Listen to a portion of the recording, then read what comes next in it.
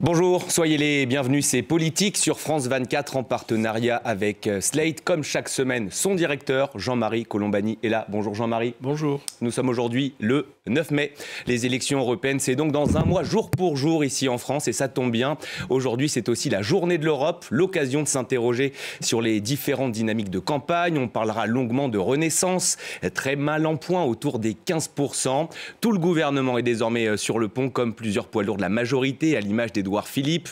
Le RN, le Rassemblement national, lui, dépasse toujours les 30%. Quid de sa stratégie? Et puis nous aborderons aussi l'interview donnée par Emmanuel Macron à elle, le cas Gérard Depardieu, le futur congé de naissance, le devoir des pères. On verra cela tout à l'heure. À mes côtés en plateau pour en parler, j'accueille Catherine Tricot. Bonjour. Bonjour. Vous êtes la directrice de la revue Regard. Et à votre gauche, Bruno Jeudi. Bonjour Bruno. Bonjour. Vous êtes le directeur délégué de La Tribune Dimanche. Merci à vous trois d'être là. Je vous parlais des derniers chiffres concernant les intentions de vote aux européennes. Quoi de mieux que de le voir, ce sondage Toluna Harris Interactive pour Challenge M6 RTL. Vous découvrez ces chiffres, 31% pour le Rassemblement national, 15% seulement pour Renaissance, 1 point devant Place publique de Raphaël Glucksmann, la France Insoumise à 8,5, 7 pour les Républicains, 5,5 pour les écologistes et pour Reconquête. Il y a 5 ans, le camp macroniste avait réalisé 22% aux européennes, 1 point derrière le RN. Là, il y a 16 points d'écart dans ce sondage, d'où l'urgence de remonter la pente. L'heure est donc désormais à la mobilisation générale. Ces prochains jours, une vingtaine de membres du gouvernement seront déployés aux 4 coins de la France. Et mardi, un grand meeting était organisé à la Mutualité, ici à Paris, aux côtés de Valérie Yaye, la tête de liste Gabriel Attal. Vous le voyez, le Premier ministre envoyé au front par Emmanuel Macron. Je vous propose de l'écouter.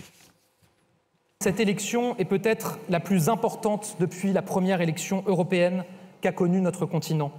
Parce que je l'ai dit, le président de la République l'a dit, l'Europe est mortelle.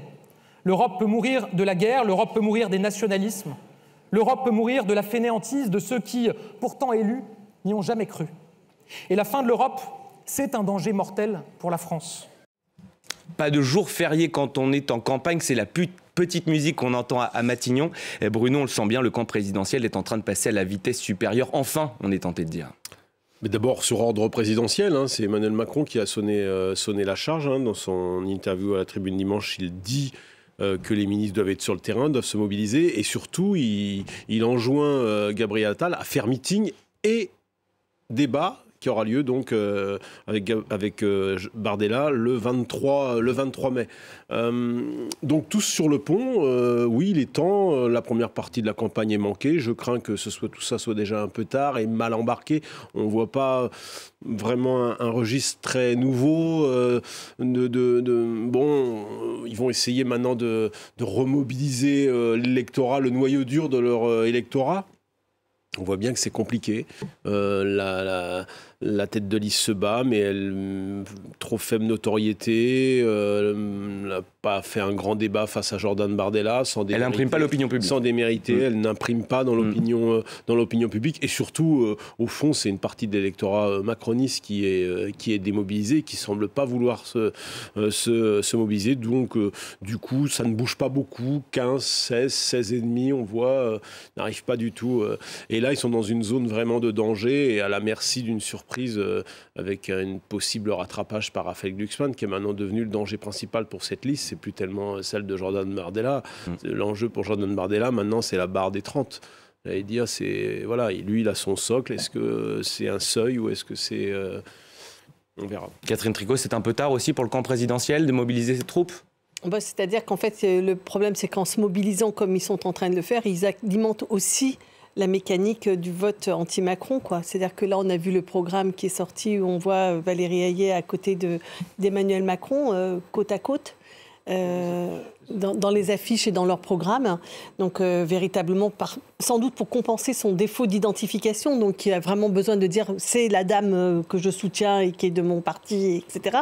Le problème, c'est qu'il y a aussi l'effet à rebours, c'est que d'une part, ça mobilise contre elle tous ceux qui ont envie de faire une leçon politique à Emmanuel Macron. Et je crois que ça risque d'être assez difficile pour l'ensemble des leaders du parti qui se sont engagés parce que ils ont réussi à mouiller dans la liste, par exemple, Édouard Philippe, qui du coup risque de prendre sa part de l'échec, quoi. Et donc c'est en position non éligible, on le rappelle. C'est vrai, mais en même temps, on le met en avant. C'est-à-dire qu'on met en avant Bayrou, Édouard Philippe, le Premier ministre, Elisabeth Borne. C'est-à-dire qu'on est en train de sortir tous les poids lourds de la Macronie pour venir en aide à Valérie Ayé, sans que pour l'instant ça produise d'effet. Je crains quand même que ça puisse éventuellement produire un contre-effet. Elisabeth Borne, je m'excuse, mais les gens ne lui ont pas encore pardonné la série des 49.3 qui ont conduit à l'adoption de la réforme des retraites. Donc c'est pas forcément l'idée du siècle que de sortir tout ce monde et je crois que ça peut se tourner en référendum anti-Macron et ça, comme vient de le dire Bruno, ça pourrait se traduire par un croisement des courbes. Jean-Marie, trop tardif cette mobilisation générale? Le moment où Catherine parlerait de la réforme des retraites. Ah ben oui, c'est mon dada. Pour nous rappeler que c'est le socle de l'impopularité d'Emmanuel Macron. C'est vrai qu'aujourd'hui, d'abord, il ne faut jamais dire ça, mais il semble que le match final soit plié, c'est-à-dire qu'on ne voit pas que l'extrême droite, le Rassemblement national, qui est vraiment à 30% depuis le départ, pratiquement, se mette à reculer maintenant. Et c'est vrai aussi que la campagne n'est pas européenne, comme souvent d'ailleurs dans les élections européennes, elle est totalement tournée pour ou contre Emmanuel Macron. Le président de la République. Ouais. Oui, et ce qui est d'ailleurs l'axe de la campagne du Rassemblement national, en faire un référendum contre Emmanuel Macron, lequel est impopulaire. Donc voilà, et on ne voit pas qu'une mobilisation quelconque puisse changer cela. Simplement, c'est vrai que la seule chose qui reste en magasin aux macronistes, c'est d'en appeler au cœur de l'électorat d'Emmanuel Macron du premier tour de l'élection présidentielle de 2022. C'est la seule chose à faire d'ailleurs. Alors est-ce qu'ils vont pouvoir le faire compte tenu de la réforme des retraites, compte tenu de beaucoup de choses qui ont déçu finalement dans cet électorat de l'action d'Emmanuel Macron. Pour ce qui suit, moi je suis beaucoup plus prudent que le sondage que l'on a évoqué tout à l'heure, parce qu'il donne vraiment... c'est la fourchette la plus basse pour le Renaissance. C'est la fourchette la plus basse, alors que les autres instituts donnent plutôt 3-4 points d'écart toujours entre la liste Renaissance et la liste de Glucksmann, de 13 et 16,5. Et donc je ne vois pas qu'il est remonté en quoi que ce soit. Je vois même au contraire que c'est plutôt la liste de la France Insoumise qui reprend un petit peu d'oxygène à la faveur de toutes les polémiques qu'il y a eu sur les mobilisations étudiantes et autres, sur Gaza et tout ça. Ça mobilise une part non négligeable de l'électorat de Jean-Luc Mélenchon. Et donc pour le moment, je vois plutôt de la stabilité dans ce secteur-là, plutôt qu'un rattrapage qui était possible au départ de Raphaël Glucksmann sur la liste Renaissance, mais la mobilisation d'une part, l'appel à l'électorat, le cœur de l'électorat d'Emmanuel Macron devrait permettre de conserver cet écart, mais pas plus. C'est-à-dire qu'ils sont quand même menacés de terminer à moitié moins que Jordan Bardella, ce qui est considérable. C'est du jamais vu. Alors, un tel écart, il faut remonter vraiment très très loin pour voir des écarts aussi importants. Je crois qu'il faut remonter quasiment dans les premiers scrutins. Une liste de Simone Veil qui avait creusé un écart phénoménal avec la gauche à l'époque. Donc oui, c'est plutôt du jamais vu de manière récente. Ce sondage, il faut le prendre pour ce qu'il est, c'est-à-dire un sondage. Il faut voir la tendance. Pour l'instant, il est un peu isolé quand même sur cette tendance-là. Donc vous savez, les sondages, il faut les lire plutôt sur un mouvement. Mais de toute façon, ils sont clairement dans la difficulté. Et on voit bien que d'essayer d'envoyer les poids lourds, moi, je dirais un peu différemment par rapport à Catherine. Je pense que de les envoyer, de toute façon, ils n'ont plus d'autre choix que de lancer tous les atouts qu'ils ont. Qu'ils soient, après, c'est toujours une question de jeu de somme plus ou moins. Donc là, en fait, ils essaient de mobiliser cet électorat, notamment l'électorat des personnes âgées, qui normalement votent plutôt pour le camp macroniste et qui là semblent plutôt rester à la maison ou se répartir sur d'autres centre-centriste. Il n'arrive pas à enclencher ce qui a plutôt fait la réussite d'Emmanuel Macron dans les scrutins nationaux jusqu'à présent, c'est-à-dire une forme de vote utile qui, la dernière fois, lui avait permis de pomper une partie des voix de François-Xavier Bellamy, qui était monté très haut avant de redescendre. À la présidentielle, il y avait également le même phénomène avec le score de Valérie Pécresse qui n'avait cessé de décroître jusqu'à terminer sous les 5. Et cette fois-ci, il n'arrive pas à enclencher ce type de réaction, notamment du côté des Républicains qui restent assez stable. Alors pour le coup, c'est une des listes qui est toujours à le même niveau. Donc là, il n'y en a pas. Et alors que c'est quand même 2 fois plus que le score de la présidentielle quand même. Donc on voit bien qu'il y a quand même une partie de l'électorat, les Républicains, qui est revenue sur les LR. Et c'est probablement des gens qui avaient voté pour Emmanuel Macron au premier tour de la présidentielle. Donc on voit bien qu'il y a ce problème de mobilisation. C'est ce que vise maintenant le camp présidentiel, avec l'espoir dans la dernière ligne droite qui a un effet Comémo. J'en ai déjà parlé ici. C'est ce fameux effet 6 juin avec les cérémonies. La campagne s'arrêtera le 3 juin en réalité, et ensuite il y a une semaine liée aux célébrations du 80e anniversaire du débarquement en Normandie, où là le président va quand même être escalité très présent. C'est déjà critiqué par ses opposants. Il y aura des cérémonies qui seront retransmises à la télé, et il y aura sans doute un petit effet émotionnel, à mon avis, autour de la présence des vétérans. Il y en a encore une centaine, ils seront là. Il y aura un petit effet émotionnel. L'Élysée compte aussi là-dessus. Catherine, vous voyez réagir au propos de Bruno. Non, mais je pense que c'est un événement important pour l'histoire et pour notre pays. Je ne crois pas du tout à l'impact que cela aura pour la mobilisation des électorats de quelque côté que ce soit. En revanche, ce que je note, moi, c'est que tout le monde s'interroge sur les effets du débat, etc. Mais peut-être qu'ils pourraient s'interroger sur leur axe de campagne. Enfin, je veux dire, ils ont tout misé sur la dramatisation. L'Europe peut mourir, l'Europe est mortelle. Est-ce que c'est mobilisateur de miser sur le danger que court l'Europe? Je crois que c'est un très mauvais... C'est peut-être pas mobilisateur, mais c'est vrai. Non, mais c'est juste. L'analyse est juste. C'est ça le problème. Là, on parle stratégie de campagne. Pardon, non, mais moi, Emmanuel Macron fait une analyse dans la discours à la Sorbonne qui n'est pas électorale, ça c'est sûr. D'accord.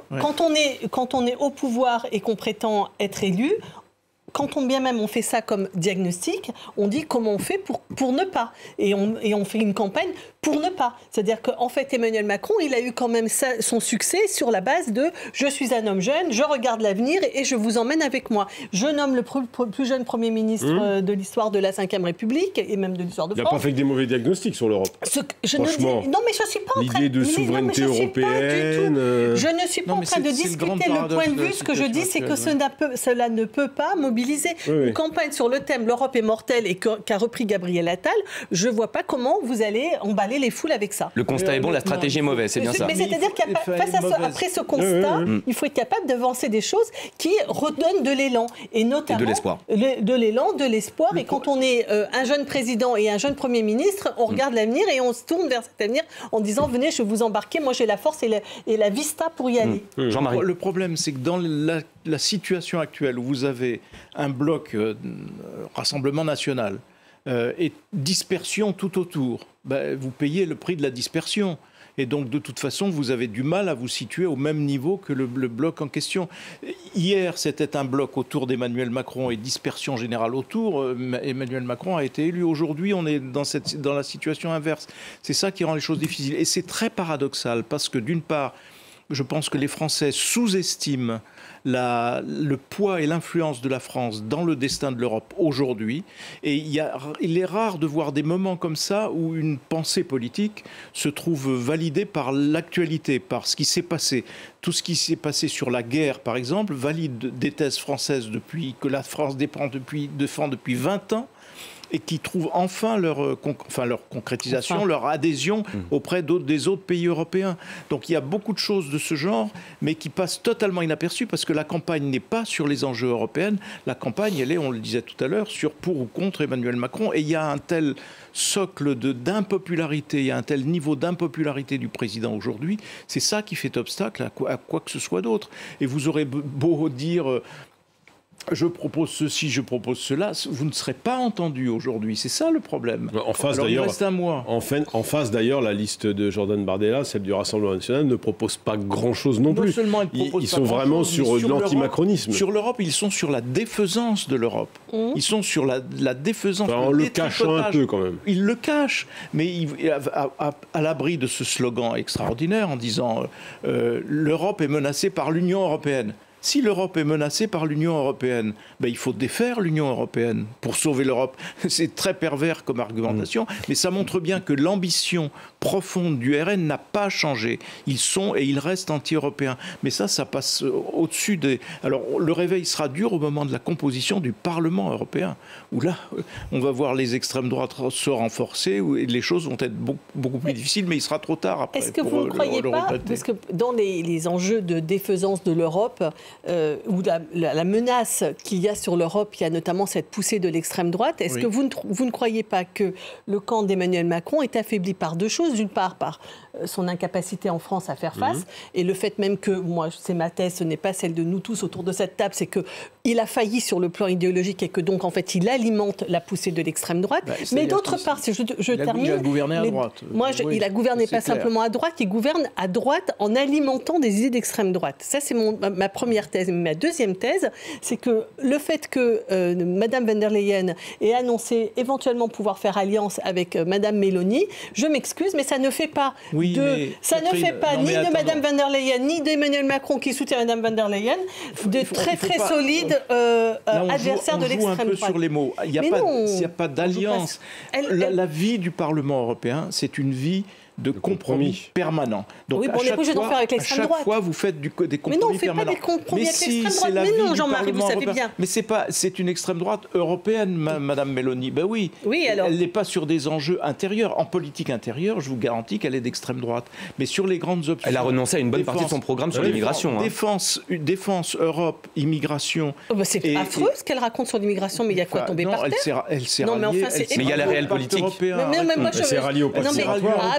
Le pacte migratoire, je le trouve épouvantable. Donc ça fait partie de mes reproches quand je dis... Le pacte migratoire, c'est une politique de compromis. Moi, je trouve que le pacte migratoire alimente, valide l'idée qu'il faut qu'on fasse une protection autour de nous et qu'on diffère en dehors de l'Europe la gestion de l'extrême migratoire. Bien sûr. Moi, je fais partie de la gauche qui trouve que c'est totalement anormal. Par rapport au plan danois, d'ailleurs. Et pas la gauche française. La gauche française n'est pas si divisée que ça.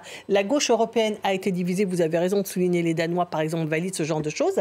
Mais la gauche française, y compris le Parti socialiste, les Verts, évidemment, et les élus de la France insoumise se sont opposés au pacte migratoire. Mais peu importe, ce que je veux dire, c'est qu'il ne faut pas penser que Mélanie, il y a une articulation entre Catherine, une pensée nationale et européenne. La réalité de l'Europe, ce sont 27 pays. Ces 27 pays n'ont pas des gouvernements homogènes. Certes. Il y a des gouvernements de droite, un peu plus à droite, il y a des gouvernements de gauche aussi, etc.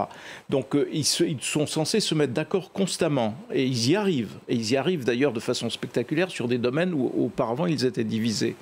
Mais la traduction de cela, c'est au Parlement européen, les représentants de la droite, du centre et de la gauche se mettent d'accord, élaborent des compromis qui fondent cette adhésion des 27. Donc dans les pays, les 27, il y a l'Italie. Et l'Italie est un élément clé de l'Union européenne.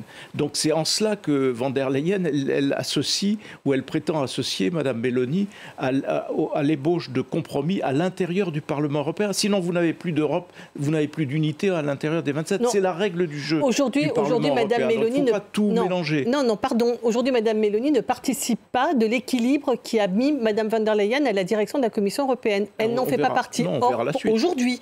Or, l'Italie participe à l'Europe. Donc, il ne s'agit pas de pousser l'Italie hors de l'Europe.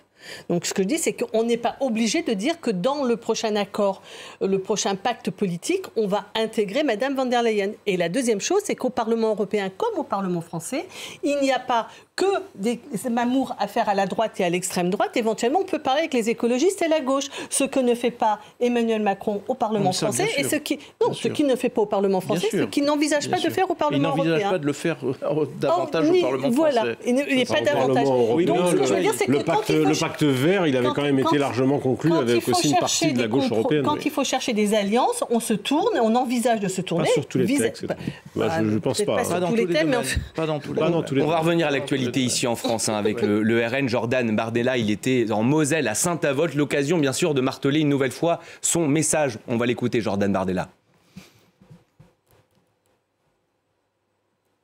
En éteignant la voix de la France, en déléguant à Bruxelles des compétences nationales, Emmanuel Macron cherche en fait, et sans le dire clairement, à liquider la souveraineté française. Au fond, chacun aura pu constater la déconnexion de la candidate macroniste, son impréparation sur les sujets de fond, sa légèreté sur les sujets de votre quotidien et accessoirement ce déni de leur propre bilan et le déni permanent de leur propre action à la tête du pays depuis 7 ans. Et ce qui est intéressant, c'est que Jordan Bardella, il a voulu parler une nouvelle fois aux classes populaires. C'est aussi ça la clé de la réussite côté RN? Non, la clé de la réussite, c'est l'antimacronisme sous toutes ses formes. Jordan Bardella, il n'a qu'un programme, c'est au fond transformer ces élections européennes en référendum pour ou contre Emmanuel Macron. Il ne parle que d'Emmanuel Macron. Là, le 23 mai, il va être obligé d'affronter Gabriel Attal. C'est peut-être d'ailleurs plus Gabriel Attal qui jouera gros que Jordan Bardella. Ce qui est intéressant hier soir, c'est que pour la première fois depuis Perpignan, on a vu Marine Le Pen participer à ce meeting. Elle aussi, elle est dans une semaine un peu à l'offensive, dans les médias en début de semaine, en meeting hier soir, aujourd'hui sur le terrain. Elle a signé une tribune aussi dans le Figaro, si je ne me trompe pas, sur la dissuasion nucléaire. Donc on voit aussi Marine Le Pen qui occupe l'espace, qui a envie aussi d'être un peu dans le match, hein, puisqu'elle sent que la victoire risque d'être large. Donc elle ne laisse pas le terrain au seul Jordan Bardella, qui dans cette campagne a beaucoup gagné de points en notoriété, en popularité, en assurance, alors que je le rappelle, il est très jeune. Donc c'est 28 ans de mémoire. Il y a quand même un phénomène autour de Jordan Bardella. Il faut le voir comme quelque chose d'ovni politique, là, hein, sans expérience, 28 ans, vous le disiez. Très présent sur les réseaux sociaux. Et avec vraiment, c'est du Rassemblement national. Alors, on est toujours dans cette espèce de normalisation, mais on est quand même sur un produit classique de formation frontiste. Il y a toujours cette question de fond, hein, Bruno Jeudi l'évoquait. Y a-t-il du fond dans le discours de Jordan Bardella aujourd'hui ou c'est de l'antimacronisme? Je pense qu'il travaille politiquement sur l'antimacronisme. Moi, j'aimerais bien qu'il soit une baudruche. Ça me rassurerait. Mais c'est pas ce que j'ai vu dans le débat avec Valérie Hayé. Je l'ai trouvé plutôt solide. Et tout le monde disait « Oh, il esquive, il veut pas faire le débat, etc. » Il a repris plusieurs expressions mot pour mot d'Emmanuel Macron. Ça, c'est verbatim. Voilà. Oui, mais je veux dire, il apprend, il travaille. Il n'a pas l'air d'être complètement un écervelé. Et on verra ce qu'il va faire face à Gabriel Attal. Moi, je pense que Gabriel Attal n'est pas structuré politiquement pour lui répondre. Encore une fois, je pense que Gabriel Attal pense que c'est très très malin de faire de la triangulation et d'aller marcher sur les terres de la droite extrême. Je pense qu'il perdra à ce jeu-là et que c'est lui qui gagnera. Moi, c'est mon opinion. Le dernier truc que je voulais dire, c'est que certes, ils font de l'anti-Macron, mais il y a aussi cette affaire-là qui s'est passée cette semaine avec Madame Colombe. Madame Colombe, c'est son prénom, on ne connaît pas son nom de famille. Les Restos du Cœur. Non, les Restos du Cœur. Les Restos du Cœur. Et j'ai trouvé que ça tombait bien pour le Front National, parce que ça leur permet d'alimenter quelque chose d'émotionnel. Et je pense que ça interroge très profondément la gauche. Je pense que c'est M. Desfontaines, tête de liste du PC, qui a dit ça, mais comment ça se fait que cette dame soit au meeting du Front National et pas chez nous. Je pense qu'il y a une question dans les positionnements des campagnes des 3 candidats, puisque je mets Desfontaines de côté, puisque précisément lui, c'est ça qu'il cherche à faire, mais les 3 autres, où est le social dans leurs propositions? Où est-ce qu'ils sont? Je veux dire, il y a quand même une question que la dureté de la vie pour beaucoup de nos concitoyens ne soit pas traitée dans cette campagne aux européennes. Jean-Marie ? Oui, mais ça, c'est vrai à chaque campagne ou à chaque moment politique. On peut toujours invoquer cela. Et c'est vrai que cet événement venait presque à point nommé, en effet, pour le Rassemblement national, parce que c'est évidemment le tout bénéfice, ça c'est évident. Qu'est-ce qui peut désormais l'empêcher d'écraser ces élections européennes, le RN? Rien. En revanche, je ne partage pas du tout le point de vue de Catherine lorsqu'elle dit que Emmanuel Macron et les siens vont chercher des voix à l'extrême droite ou copient l'extrême droite. C'est vrai de LR, mais c'est pas vrai des macronistes. Ils arrivent quand même à garder une distance avec l'extrême droite. En revanche, LR va plus avant à chaque fois que l'extrême droite et est en train de se noyer, est en train de se dissoudre dans LR. Et en même temps, quand on regarde comment fonctionne la presse, les médias, j'allais dire presque la société civile, on voit bien que l'union des droites est en train de se faire. On voit bien que c'est en train de se faire et que ça risque de se faire à l'avantage du Rassemblement national. Et donc, moi, je pense que dans la foulée d'une victoire large, comme elle se prépare, le RN, Marine Le Pen, va pousser l'idée d'une dissolution. Et donc, pour pousser l'idée d'une solution, on va essayer d'entraîner la droite dans une motion de censure et que c'est à ce scénario-là qu'on va assister vraisemblablement pour justement obtenir un résultat qui, alors que les élections européennes ne sont pas faites pour ça, elles ne sont pas faites pour décider de qui va gouverner, elles sont faites pour élire des élus au Parlement européen. Mais moi je vois ça venir tellement il y a une sorte d'excitation comme ça qui est en train de monter de la part de gens qui considèrent que voilà, ils ont un boulevard devant eux et qu'ils vont exploiter de toutes les façons. Le président de la République interrogé sur le sujet l'a posé clairement sur la table. Il en tirera en cas de dissolution, il en tirerait les conséquences institutionnelles et politiques, a-t-il dit, sans écarter la possibilité. Vous l'avez trouvé comment, le chef de l'État, lorsque vous l'avez interviewé dimanche dernier ? À la fois, j'ai eu le sentiment qu'il donnait ordre d'aller faire campagne et en même temps enjambait déjà un peu le résultat, puisqu'il disant je ne tirerai pas de leçon nationale d'un scrutin européen et 8 jours plus tard, je me pencherai sur la question des nominations, puisqu'on sait que c'est le calendrier qui attend ensuite, comme à chaque fois. Donc il se projette déjà. Donc, vous l'avez accusé d'enjamber la campagne, là il enjambe les résultats. En tous les cas, on voit bien qu'il ne changera pas de Premier ministre à l'issue de cette élection, fût-ce une bérésina électorale, ce qui en prend le chemin. Et deuxièmement, il était quand même déjà dans cette possibilité à l'automne d'avoir une dissolution, puisque Jean-Marie exposait un peu le scénario. C'est un scénario qui devient de plus en plus possible, notamment avec le débat budgétaire. Et on sent qu'il ouvrait quand même quelques portes. À la fois, c'était aussi un message pour la droite en disant réfléchissez bien, moi aussi, il faudra que je tire des conséquences de tout ça. Gabriel Attal avait été présenté comme une arme anti-Bardella. Du coup, c'est une erreur de casting ? Ça n'a pas fait son effet pour l'instant. Médiatiquement présenté comme ça. Oui, ouais. On verra ce qu'il va donner lors du débat, mais je ne pense pas que Emmanuel Macron ou la Macronie va essayer de prendre les électeurs de l'extrême droite. Ce que je pense, c'est qu'il pense refaire le coup de Sarkozy, c'est-à-dire se positionner idéologiquement sur un terrain, ce que j'appelle la triangulation. C'est ça que je voulais dire. Mais je voulais noter un truc, je ne sais pas si vous l'avez, ça m'a totalement surpris. Comment elle s'appelle ? Marine Le Pen a dit qu'il ne fallait pas être pressé. La dissolution, ça n'a pas l'air d'être son projet. Elle dit « laissez-nous le temps de nous préparer ». Elle a dit ça hier ou avant-hier dans un meeting. Laissez-nous le temps de nous préparer. Moi, je ne pense pas que Marine Le Pen ait très très envie que Jordan Bardella devienne Premier ministre. C'est autre chose. Parce que, oui, mais ça compte dans les stratégies. Et on pourra en parler dans une autre émission. Oui, le fait qu'elle n'ait pas envie que Bardella lui vole trop la... Oui, il y a ça sans doute. Et puis probablement aussi parce que le Front National n'a pas les moyens de répondre aux questions de la France et que donc, au bout de 2 ans, ils en paieraient probablement le prix politique. Ça renvoie une part de l'opinion qui considère à droite que le principal obstacle, c'est le nom de Le Pen et que donc Bardella a cet avantage immense de ne pas s'appeler Le Pen. Et Marion Maréchal en sait quelque chose. Il vaut mieux miser sur Bardella et mettre un petit peu à l'écart Marine Le Pen. Ça va être peut-être un des enjeux prochains du Rassemblement national. Il nous reste quelques minutes pour évoquer cette interview donnée par Emmanuel Macron. On voulait l'aborder, interview donnée à elle. Le chef de l'État y a abordé plusieurs sujets de société. Le futur congé de naissance qui vise à remplacer le congé parental.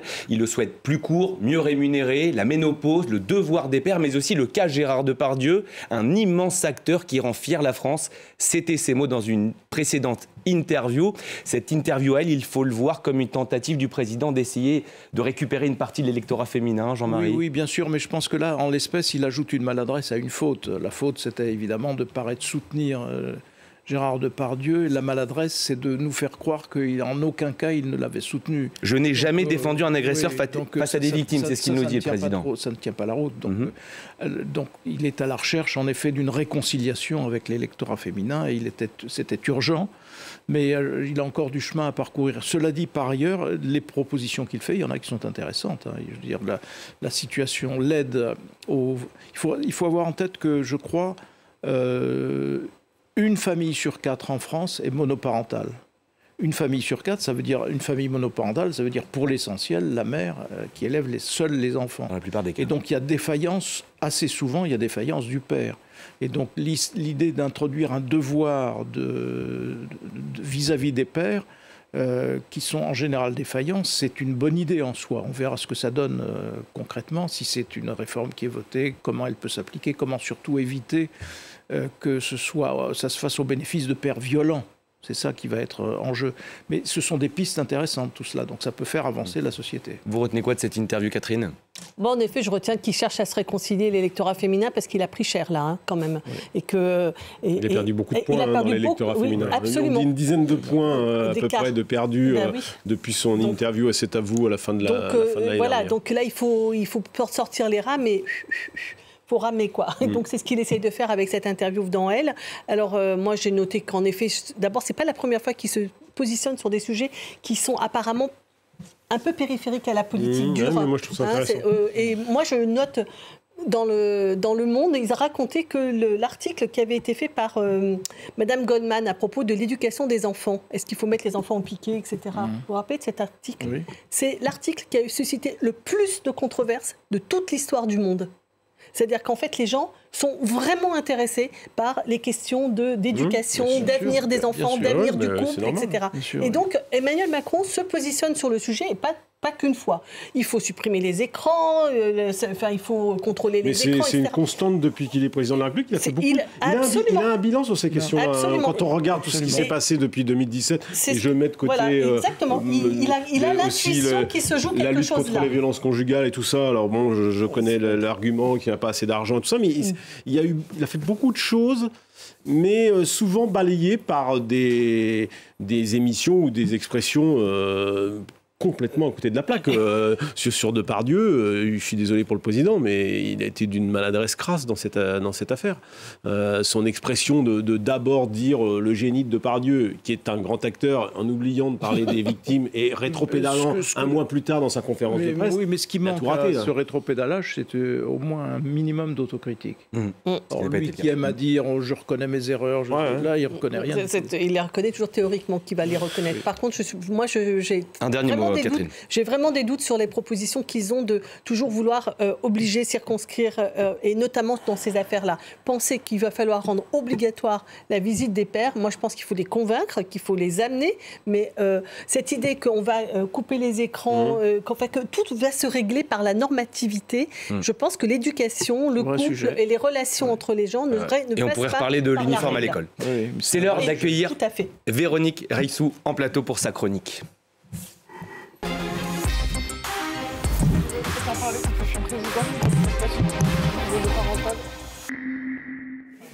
Bonjour Véronique. Bonjour. On va parler aujourd'hui évidemment de ces campagnes des Européennes. Elle est bien lancée. Est-ce que les Français sont pour autant mobilisés ? Alors on a posé la question aux Français dans un sondage pour le Figaro. La première des questions, c'est est-ce qu'ils vont voter ? Eh bien écoutez, alors c'est dans un mois, il va se passer des choses, mais pour le moment on est à 50% d'abstention annoncée, mais globalement c'est à peu près la même chose que la dernière fois, donc on va dire... Et plus que les fois précédentes. Donc on va dire... Je crois qu'on peut avoir une bonne surprise. Je pense aussi, parce que du coup j'ai été regarder, est-ce que les gens en parlent, qui est quand même un indicateur, et oui, et on en parle beaucoup même, parce que sur un mois on a 2,5 millions de mentions, ce qui est beaucoup pour un sujet qui est quand même... un peu parti, enfin voilà, qui soi-disant n'intéresse pas. 700 000 messages sur les derniers 7 derniers jours. Donc globalement, oui, on en parle, ça les intéresse. Quoi. Et les débats ont fait de l'audience. Et les débats ont fait de l'audience, donc on voit bien que, voilà, ils disent, je vais sans doute pas voter, mais ça les intéresse. Après, la raison pour laquelle ça les intéresse et ils voteraient pas, il y en a 3. Il y en a une, c'est un sondage qui a été fait pour Ouest France par IFOP, qui est assez intéressant parce qu'en fait, il y a la notion d'inquiétude et de colère qui remonte beaucoup. Un sentiment autour de la réalité de ce que peut faire l'Europe pour eux. Donc, il y a beaucoup de gens qui disent moi je vais pas voter parce qu'en fait ça m'inquiète plus qu'autre chose et en fait ça va pas faire grand chose de bien pour moi. Les cinquantenaires, 50 à 64 ans, 18% de colère. Ils sont un peu en colère et inquiets. Un autre point qui explique aussi ce sujet, c'est le sentiment d'être, et le sentiment d'être français, c'est 91%, là encore c'était pour le Figaro, 91% des Français ont plutôt le sentiment d'être français et que 8% d'être européens. Ça explique aussi non pas le fait que ça ne les intéresse pas, mais sans doute le fait qu'ils se disent, bon, voilà, difficile... Corrigé par un autre sondage qui indique en effet, est-ce que vous vous sentez français 9 personnes sur 10, est-ce que vous vous sentez européen 7 ou 8 personnes sur 10. Alors, donc ce n'est pas antinomique. C'est pas antinomique, mais dans le... européen, français et, si je peux ajouter, corse, vous voyez, on peut avoir trois identités. On peut avoir 3 identités sans problème aucun. C'est une notion de priorité, c'est pour ça que j'avais remis en perspective avec l'inquiétude, qui n'a rien à voir avec la Corse, mais qui était un sujet de, finalement, c'est compliqué pour beaucoup de gens. Donc attention à la présentation des choses. Oui, et la troisième raison pour laquelle les gens ont un peu du mal, c'est qu'ils trouvent qu'il n'y a pas de candidat qui leur propose quelque chose de très clair comme projet sur l'Europe. Et on l'a brièvement évoqué. Évidemment, 2 personnalités dominent ces élections européennes. C'est Jordan Bardella, c'est Gabriel Attal. Alors, vous en avez beaucoup parlé, mais voilà, je vais venir à quelques chiffres. D'abord, il faut savoir que ces 2 personnalités, elles attirent l'attention et que leur rencontre le 23 mai, c'est le sujet. Les uns et les autres l'attendent. C'est l'événement qui est attendu, même si, en fait, quand on lit les messages, les uns et les autres se disent que ça ne changera absolument pas les votes, parce que les gens qui sont convaincus par Bardella le resteront, ceux qui sont convaincus par la liste de Renaissance le resteront, et que globalement, c'est pas forcément là où ça changera. Ce qui fait qu'il est attendu, mais il fait plutôt sourire. Donc on a droit à quelques blagues. J'en ai sorti une, j'ai pas la vidéo, mais vous connaissez tous. Enfin voilà, cette référence, c'est 117, quand ils courent tous les deux sur la plage, et voilà, Jack, et voilà. Donc pas mal de blagues autour de ça. Ouais. Sinon, mais Jack est mauvais dans le film, alors lequel sera mauvais, on ne sait pas. Voilà, la blague ne dit pas qui est qui. Après, on a aussi évidemment des critiques.